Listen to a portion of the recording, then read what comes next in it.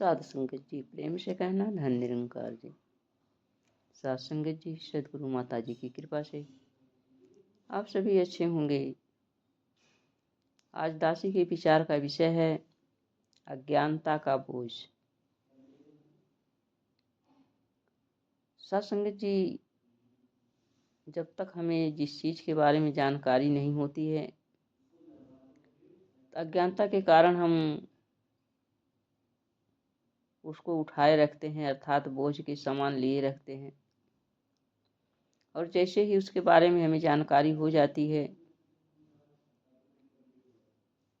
तो हम उतार कर रख देते हैं, अर्थात जो बेमतलब उसके बारे में हम सोच विचार करते रहते हैं, जानकारी मिलने पर वो अज्ञानता वाला विचार हमारे मनों से हट जाता है और हम हल्के महसूस करने लगते हैं। सत्संग जी एक दृष्टांत द्वारा दासी बताना चाहती है।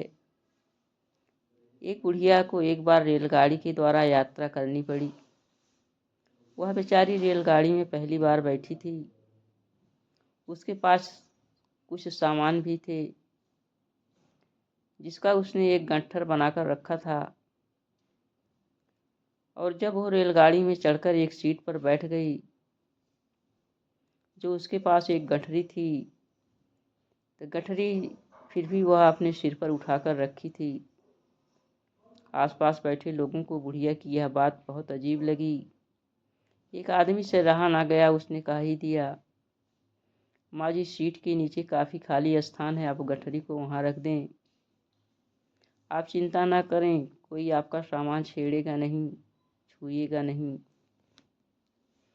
वह बुढ़िया इस व्यक्ति की बात को सुनकर बोली, मुझे सामान छेड़े जाने की कोई चिंता नहीं है, मुझे तो एक चिंता है, फिर आप अपना सामान सीट के नीचे क्यों नहीं रख देती हैं? उस व्यक्ति ने फिर पूछा, क्योंकि मैं गाड़ी पर ही सारा बोझ नहीं डालना चाहती। गाड़ी पर पहले ही इतना सामान लदा हुआ है। मैंने सोचा कि कम से कम अपनी गठरी का बोझ तो मैं इस पर न डालूं, उसे तो स्वयं ही उठा लूं। वह भोली भाली बुढ़िया इस बात को नहीं समझ पा रही थी कि गठरी सीट के नीचे हो या हमारे सिर पर, बोझ तो गाड़ी पर ही है, क्योंकि बुढ़िया का अपना बोझा तो गाड़ी पर ही है।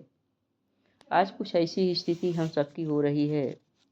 हम सब कहते हैं कि हम जिस चीज़ के बारे में ज़्यादा सोच विचार करते हैं, शायद उसको हम स्वयं ही हल कर लेंगे, लेकिन हम ये नहीं समझ पाते हैं कि करने कराने वाला परमात्मा है।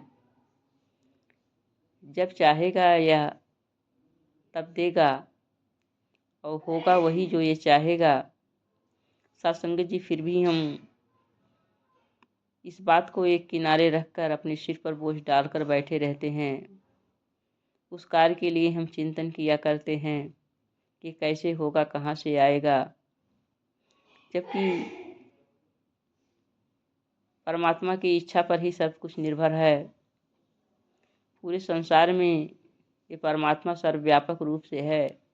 बिना इसकी इच्छा के एक पत्ता भी नहीं हिलता है। जब इसकी बिना इच्छा के पत्ता नहीं हिलता है तो हम कर ही क्या सकते हैं? साध संगत जी, केवल अज्ञानता के कारण ही हम ये सारा बोझ अपने सिर पर डालकर चलते हैं। लेकिन सदगुरु माता जी की कृपा से जो संत महात्मा हैं, वो प्रभु की इच्छा में जीना सीख गए हैं, प्रभु के रजा में रहना सीख गए हैं। किसी भी बात के लिए परेशान नहीं होते हैं। वो हर कार्य को करने से पहले परमात्मा को समर्पित कर देते हैं। हे प्रभु, आप ही को करना है, आप ही व्यवस्था हैं, आप ही व्यवस्थापक हैं, आप पूर्ण हैं, सबका कार्य पूरा करते हैं। व्यर्थ का चिंतन छोड़ करके केवल कार्य को करना शुरू कर देते हैं, क्योंकि करने कराने वाला एक परमात्मा है। और जो इस तरह से सदगुरु के ऊपर समर्पित हो जाते हैं, समर्पित भाव से कार्य को करना शुरू करते हैं, उनका कार्य अवश्य ही पूरा होता है।